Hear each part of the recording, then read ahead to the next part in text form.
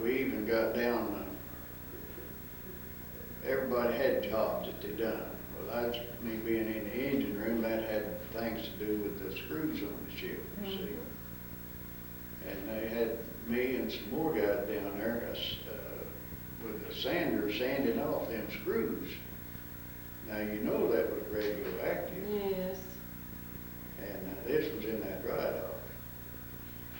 And then after we got out of that, naturally had shakedown cruises, you know, where we had to make sure that everything was operating just fine. And then we went to Pearl Harbor again, and while we was in Pearl Harbor, we went over and we stayed for about 6 months. And while we was on that, well, we got the orders to go on a goodwill tour, but we were supposed to go from Pearl Harbor down to Australia and then back over to Japan to relieve the other half of the 8th Fleet, you see. And we just got to Sydney, Australia, because our ship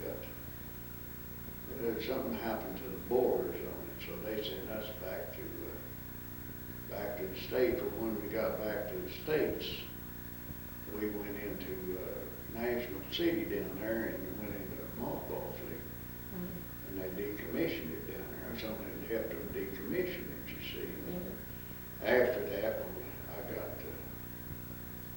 that's reading half got to 1944 to 1947 on it, you see. That's when it was built and when it was decommissioned. Yes.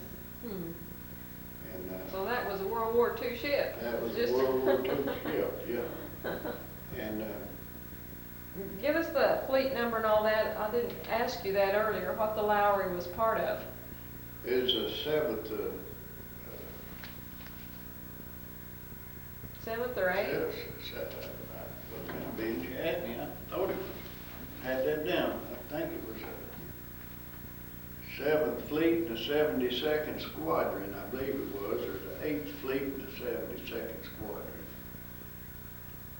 There was about 5 of us ships in one little squadron there together, you see, that operated mostly together.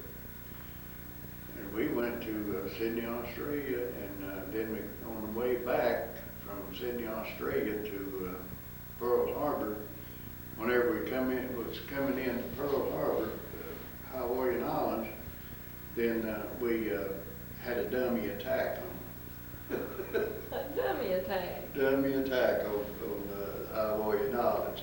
Fleet maneuvers coming back. Oh. See. It was the first goodwill tour after the war and the first fleet maneuvers after the war. Did they warn you that it was a dummy attack? Oh yeah, now, we always had them. We always had them.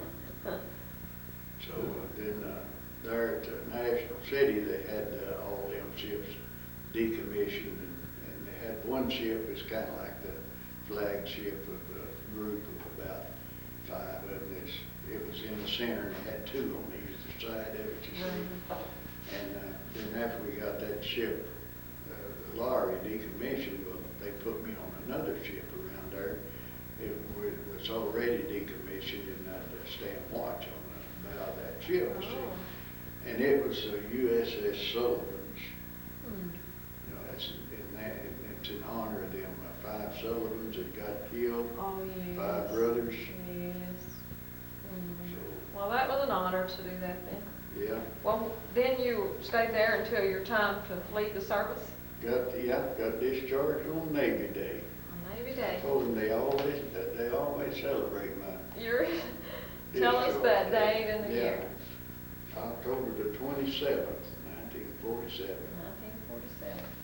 And then you came back to Dyer, Arkansas. Mm-hmm.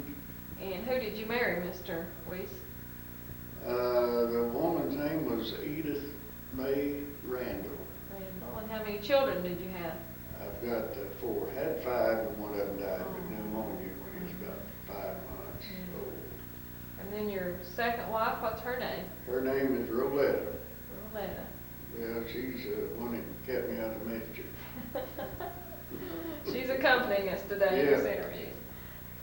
And then have you had any illnesses, health problems that you can relate directly to the radiation that you were exposed to?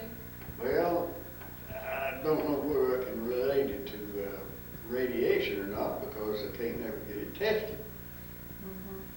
But I got in my papers there, I've got how much radiation that I got, but it's only an estimate. Oh. Because see, at that time, they didn't have no way of testing that radiation except by film badge or dosimeter. Well, I never seen either one of them. So they didn't do just blanket testing on everybody. They just didn't do No, it. they just handed out a few of them, and I never did see one, so I don't even know whether they had one on the ship or not. Well, what are you hearing about the other guys that were on there with you? Are any of them showing Well, signs? I haven't talked to any of them other than Marion Walker, and he died about 2 or 3 years ago. And I didn't talk to him much about that, but he seemed to be in pretty good shape. Now, what he died of, I don't know. In other words, you feel like that you haven't been given the medical attention that deserves someone who's been that close to nuclear testing. Well, sometimes I think it and sometimes I don't know. Sometimes you're glad you haven't had to use it. Well, yeah, because I go to Little Rock now, and the vascular clinic down there on the lower part of my leg, see, they just feel like from here down, I've got a pair of tight socks on. Oh, yeah. And my legs kind of cramps a little bit too, you see. The calf area and the feet. Yeah, and even the front part of my shin right there, on both of them there, and it stays sore all the time. And I can't get up of a morning, you know how you wake up of a morning and stretch out like that. If I do, I'll get a cramp in my leg, get something pitiful.